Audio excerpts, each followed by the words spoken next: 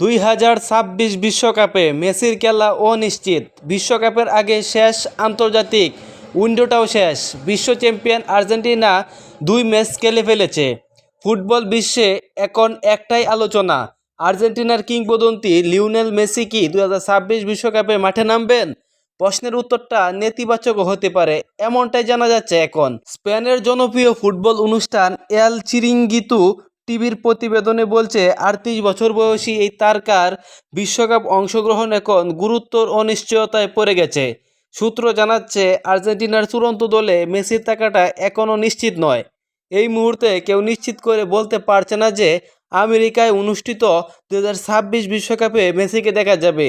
বারবার চোটের সমস্যা এবং ফুটবলের মানদণ্ডে অনেক বেশি বয়স, এই দুটি কারণ মেসিকে তার সম্ভাব্য শেষ বিশ্বকাপ থেকে দূরে রাখতে পারে, এমনটাই জানাচ্ছে সেই প্রতিবেদন। আর্জেন্টিনার জার্সি পরে বিশ্বকাপে শেষবারের মতো মাঠে নামার সুযোগ হয়তো এটাই ছিল। আর্জেন্টিনার কোচ লিওনেল স্কালুনি এর আগে জানিয়েছিলেন তিনি আশা করছেন মেসি সঠিক সিদ্ধান্ত নেবেন এবং বিশ্বকাপে যাবেন। তবে চূড়ান্ত সিদ্ধান্তটা লিওয়ের নিজেরই। মেসি 2005 সালে আর্জেন্টিনা জাতীয় দলে অভিষেক হন। এরপর থেকে এখন পর্যন্ত 198টি ম্যাচ খেলেছেন এবং 116টি গোল করেছেন।